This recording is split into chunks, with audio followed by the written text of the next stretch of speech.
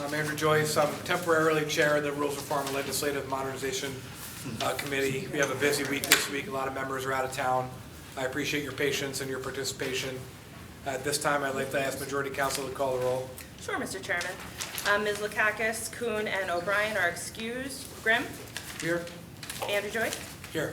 Miller? Present. Hurley? Here. Ricard? Present. And Willingham? Here. 6 present, Mr. Chairman. Wonderful.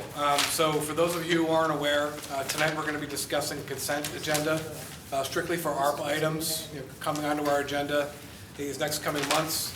We have rolled out the first application process for ARPA today, having to do with economic development. So what we're proposing is to amend our rules of order to allow for a consent agenda on our monthly agenda, which will allow us to vote on a number of different ARPA initiatives that may come out that month. We may get 5. We may get 1, we may get 20. We're not really sure how the process is going to play out. So what we're going to do is lump all of these agenda items together, with the exception of ones that have any kind of question about them. So your staff will have access to all this information prior to the meeting. You'll have access to review it.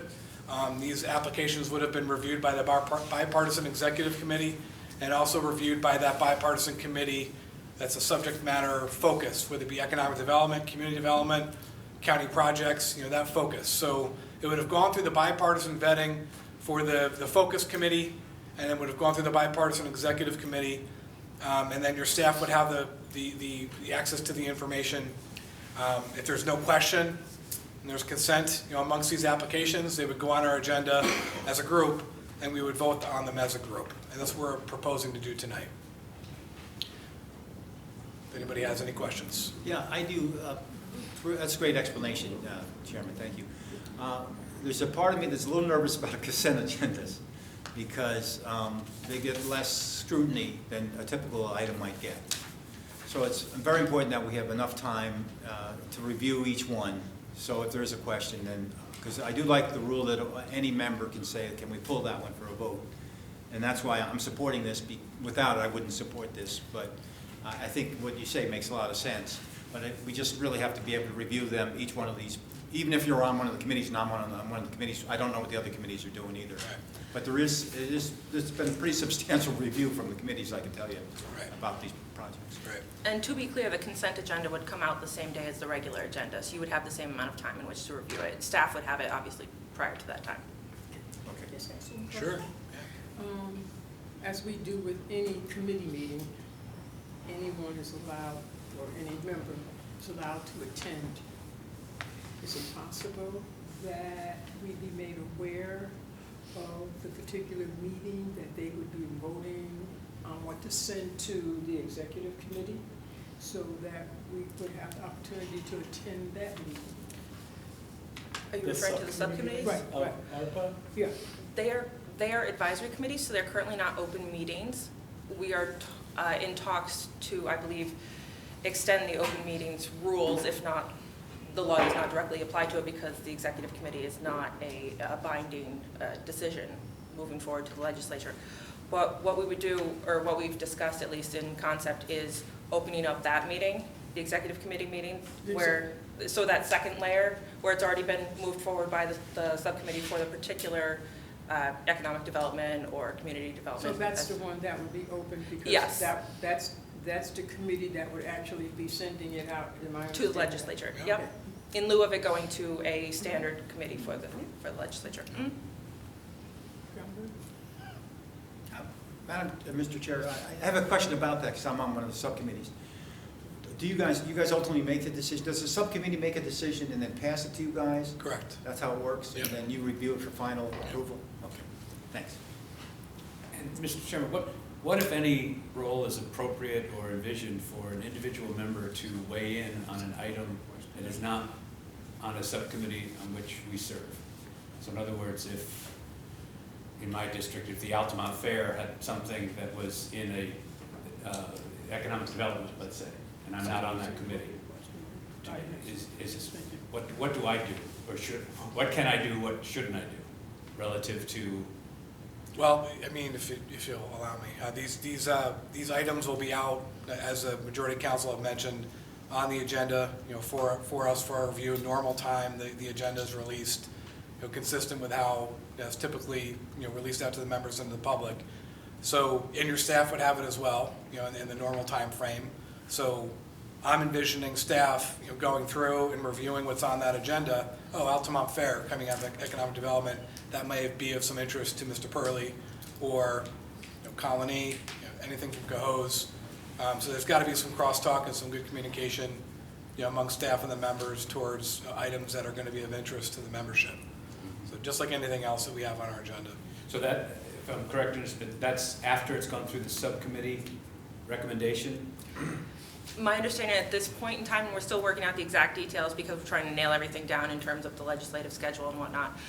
But at this point, it looks like staff would have access to all of the backup and information at the time of the subcommittee meeting, and then from there would be able to give it to whoever as needed. And I think one of the key points that's been raised, one of the key themes of the ARPA process for the county up until this point is taking it very slow and deliberate. I mean, we have until 2025 or 2026, I believe. Not that we're going to run the clock out, but we've been very deliberate and careful up until this point. We've seen how other municipalities have really not done well with this process. So we want to make sure that we're taking our time and we're communicating, across offices, party lines, all that, to ensure everyone has the information that we're, moving forward, in a good manner. So. One other question, Mr. Chairman, on that point of the timeline. I asked this question of the executives, and I just want to reiterate. I just want to make sure the answer is the same. Is it the legislature's council's opinion that all of these funds are not subject to any possible clawback on the part of the federal government if that becomes one of the things that comes out of this debt? I would imagine not. This type of program typically is not, but I don't know personally offhand. I would have to check the law on that. Just because honestly, it had not occurred to me, because it is the type of program where you just get the funds and they've been expended in almost every other jurisdiction. I asked the question of Luke Rogers, and his belief or opinion was that because it has gone from the feds to the county, and the money is now in the possession of the county, that it would not then be subject to clawback. Yeah, I would. like Luke that has answer. far more experience with ARPA because he's delved into the minute details for the last year plus. I think he lives with ARPA around him, but I would defer to both him and Law because I mean he just has much more minute details about. The good news here is funds that have been encumbered by every single municipality across the nation, whether it's under one party's control or another party's control.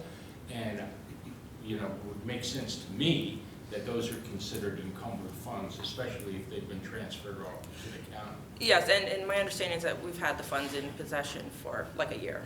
That's what Luke said. It would just be very embarrassing to all of us if we, have announcements and whatever. Oh, guess what? Well, I mean, it's very complicated. The feds have a lot of restrictions on the money. So we may say, gee, that's a good idea, but it's going to be a challenge meeting all their requirements, I think. And it's a difficult process. Well, isn't that why we hired this firm?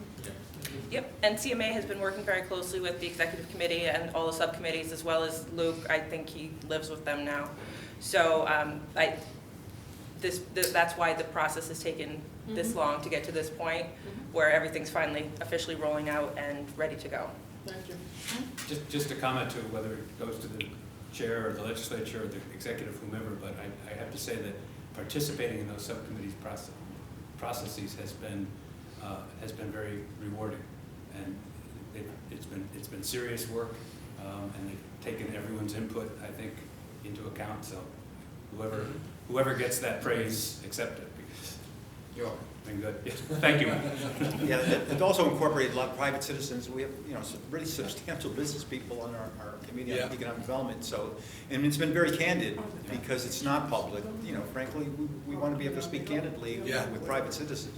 Sure, sure. It's very important to have that kind of input.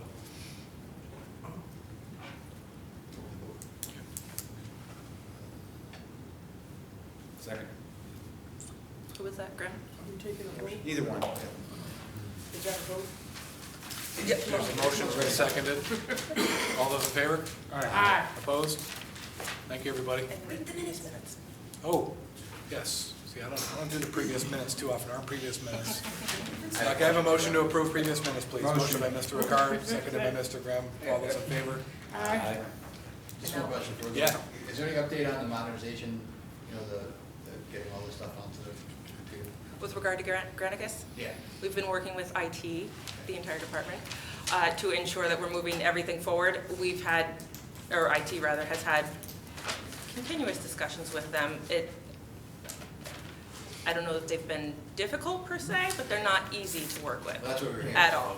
I don't think you guys gave a date last time, but it was hopeful, like, in a certain period of time. Is that pushed out or?